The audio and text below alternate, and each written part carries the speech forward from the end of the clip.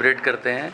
इसका जो मकसद है वो ये है कि हम हमारे मरीज़ों को और उनके रिलेटिव्स को, उनके और बाकी फ्रेंड्स को, सब दुनिया को ये बता सकें इस बीमारी के बारे में, जो कि स्नोरिंग और ऑब्स्ट्रक्टिव स्लीप एपनिया है। कि जो लोग रात को खर्राटे लेते हैं उनको एक बीमारी होती है जिसमें उनका रात को सोते सोते सांस बंद हो जाता है, जिसको ऑब्स्ट्रक्टिव स्लीप एपनिया कहते हैं। और इस बीमारी के बहुत सारे लक्षण हैं और इसकी बहुत सारी इसका इफ़ेक्ट है कि जो कि पेशेंट को आगे जाके बहुत घातक और ख़तरनाक बीमारियां उनको हो सकती हैं। अगर हम बच्चों की बात करें तो बच्चों में जो बच्चे रात को मुंह खोलकर सोते हैं और स्नोर करते हैं उनको ये बीमारी हो सकती है, जिसको हम ऑब्स्ट्रक्टिव स्लीप एपनिया कहते हैं। और ये बीमारी मोस्टली टॉन्सिल और एडिनॉइड की वजह से होती है और इसका इलाज सर्जरी है। जो बच्चे मेडिकल मैनेजमेंट के बाद नहीं इम्प्रूव होते या दवाई से नहीं इम्प्रूव होते 4-6 हफ्ते में, तो उनको हम ये सर्जरी करते हैं और इससे बिल्कुल वो बच्चे ठीक हो जाते हैं और आगे जाके उनको अडल्टहुड में ये बीमारी नहीं होती है।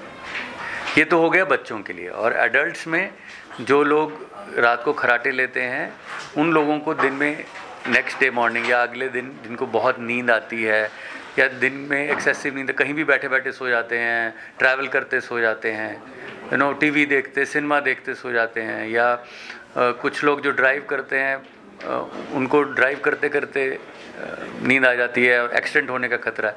25% जो एक्सीडेंट्स हैं वो ऑब्स्ट्रक्टिव स्लीप एपनिया की वजह से होते हैं, मतलब उस नींद लगने की वजह से होते हैं। और उन लोगों के स्वभाव में चिड़चिड़ापन आ जाता है, मूड डिसऑर्डर्स हो जाते हैं उनको, साइकोलॉजिकल अदर प्रॉब्लम्स हो सकती हैं, काम में मन नहीं लगता है तो ऑफिस में उनकी प्रोडक्टिविटी कम हो जाती है। तो ये सब चीज़ें, ये सब लक्षण हैं इसके। और इसका हमको सही टाइम पे इसका डायग्नोस करना है और डायग्नोस के बाद इसका इलाज करना है। इलाज में कंजर्वेटिव मैनेजमेंट है, जैसे कि हम वेट रिडक्शन करते हैं, उन लोगों को बोलते हैं एक्सरसाइज करिए, कैलोरी इनटेक अपना कम करना है, कुछ खान पान का चेंजेस बताते हैं, जैसे मीठा, fried food, junk food, package food, ये सब मैदे की बनी चीज़ें ये सब नहीं खानी है। और फिर एक मशीन है जिसको हम सीपैप मशीन कहते हैं, तो हम सीपैप मशीन पहले सब पेशेंट्स को एडवाइस करते हैं। ये मशीन जो है एयर के प्रभाव से जो रास्ता रुका हुआ है उसको खोल के रखती है, बट ये मशीन पूरी रात के लिए लगानी पड़ती है, इसलिए कुछ लोग इसको नहीं लगा पाते या इस मशीन का प्रेशर इतना ज़्यादा होता है कि वो नहीं लगा पाते।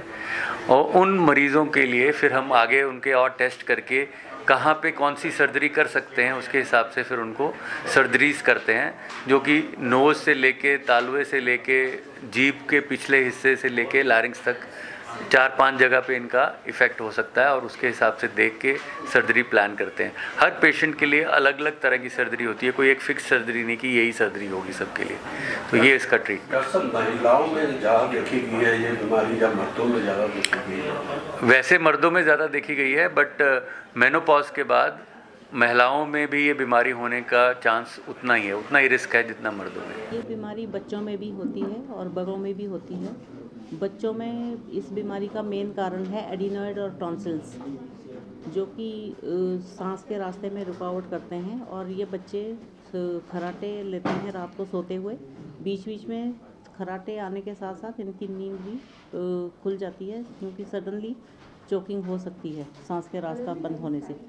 तो बड़ों में ये बीमारी एडल्ट्स में ज़्यादा होती है। एडल्ट्स जो ओबीज है, जिनका वेट ज़्यादा है, overweight adults and old patients में भी होती है। मेन कारण ओवरवेट। अगर आपका वेट बहुत ज़्यादा है तो वही टिश्यूज़ अंदर सांस के रास्ते में भी हमारे रुकावट करते हैं। ज़्यादा टिश्यूज़ होने के कारण सडनली चोकिंग होती है सोते सोते, स्नोरिंग के साथ साथ, और इसको ऑब्स्ट्रक्टिव स्लीप एपनिया बोलते हैं। सडनली नींद खुल जाती है, स्लीप डिस्टर्ब होती है पूरी रात।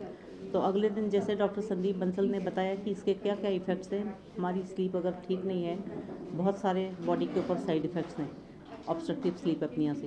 घर का इलाज किसी हद तक ठीक है, पर अगर आपको घर के इलाज से फ़र्क नहीं आ रहा है, 2-3 महीने आप ट्राई कर लीजिए, तो इमीडिएटली आपको स्पेशलिस्ट का कंसल्टेशन लेना चाहिए।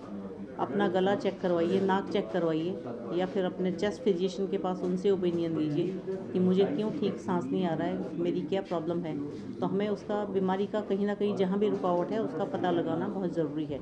इस बीमारी से और क्या-क्या बीमारियां बढ़ सकती हैं उसके बारे में? इस बीमारी के साथ साथ ऑब्स्ट्रक्टिव स्लीप एपनिया की जो साथ बीमारियां चलती है, हमारा जैसे ओबेसिटी हो गई, बॉडी बहुत हैवी हो गई, ब्लड प्रेशर होगा, ब्लड प्रेशर, डायबिटीज़, उसके साथ साथ हार्ट अटैक होने के चांस रहते हैं। सडनली स्ट्रोक हो सकता है, जिसको लकवा बोलते हैं, स्ट्रोक हो सकता है, या ब्रेन हेमरेज होने का रिस्क रहता है, और मेमोरी लॉस हो सकता है, साइकेट्रिक प्रॉब्लम्स हो सकती है, हेडेक, चिड़चिड़ापन, पूरा दिन अच्छी तरह से आप काम नहीं कर पाओगे, फोकस नहीं कर पाओगे अपने काम पे। तो ये सारी बीमारियां इसके कारण, OSA के कारण होती हैं।